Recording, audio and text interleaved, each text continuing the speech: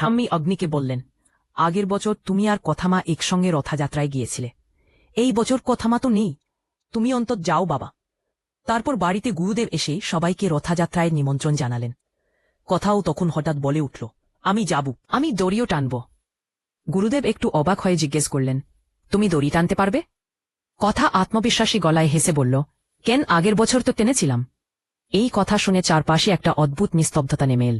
সবাই অবাক চোখে তার দিকে তাকিয়ে থাকল। যেন কথামাই ফিরে এসেছে। ওর কথাবার্তা, শোয়ার ভঙ্গি সব যেন একেবারে কথামার মতো। অঙ্কিত হঠাৎ বলে উঠল, জুনি, তুমি বুলিকে কি দারুণভাবে ট্রেন করেছ। দাদুভাই চুপচাপ বললেন। এক মুহূর্তের জন্যে মনে হল যেন আমার কথামাই কথা বলছে। তখনই অগ্নি কঠোর গলায় বলে উঠল, কথা আর বেছে নেই, ওর সঙ্গে কারো তুলনা করা বন্ধ করো। অন্যদিকে বাসু গুরুজি একজনকে কথাকালী গুহা সম্পর্কে অনুসন্ধান করতে বলেন। কিছুক্ষণ পর সেই লোক এই তথ্যসহ একটি ইমেল পাঠায়।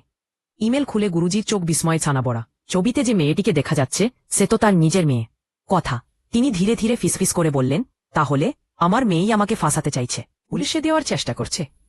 এদিকে রিচা বাবার সঙ্গে কথার পুরনো ছবি দেখে নিশ্চিত হয়, হ্যাঁ, কথা আসলে তারই বোন। সত্যি সত্যি রক্তের টান। বাড়ির অন্যদিকে বুলির কাছে কথা চা চাইলে বুলি হাসি মুখে বলল, চা নয়, আজ আমি সবার জন্য আমপানা বানিয়েছি। তখন আগ্নিকে যখন খাবার দেওয়া হয় সে গম্ভীরভাবে বলে, আমি কারো হাতের কিছু খাই না। ছোটকা হেসে বললেন, বলেন কি, কথাও তো আমাকে চা খেতে দিত না। এই সময় লেখা অবাক হয়ে প্রশ্ন করে, ও এত সুন্দর আমপানা বানাতে শিখল কিভাবে? জুনি হেসে জবাব দিল, আমি তো শিখিয়েছি। এদিকে দাদুভাই সমীরকে বলেন, তুমি তো মুম্বাই গিয়ে রিসার্চ করে এসেছ, আমাদের প্রোডাক্টের চাহিদা অনেক বেড়েছে, ওয়ার্কিং আওয়ার্স বাড়াতেই হবে। ঠিক তখনই সমীরের ফোনে একটি বার্তা আসে। পাশে দাঁড়িয়ে থাকা কথা দেখে ফেলে সেটা। মনে মনে ভাবে, বাবা নিশ্চয়ই কোনো বিপদের মধ্যে পড়েছেন। পরদিন কথা গিয়ে সমীরের ঘরে চুপি চুপি খোঁজ নিতে থাকে।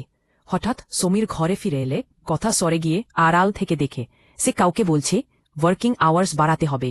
কথা মনে মনে ভাবে, এই বিষয় তো একটু আগেই নিচে কথা হচ্ছিল, তাহলে এটা আবার বলছে কেন? অরপর হঠাৎ সে টেবিলের ওপর পড়ে থাকা একটি হোটেলের কার্ড দেখে চমকে ওঠে। সেটা কলকাতার এক হোটেলের। মুম্বইয়ের কোনো চিহ্নই নেই।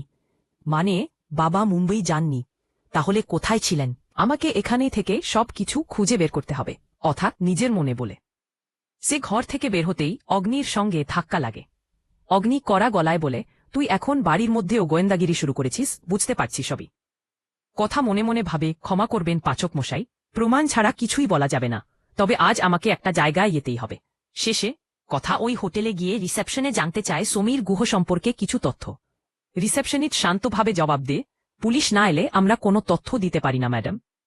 কথার চোখে তখন স্পষ্ট হয়ে ওঠে দৃঢ় সংকল্প, যে করেই হোক সত্যটা তাকে বের করতেই হবে।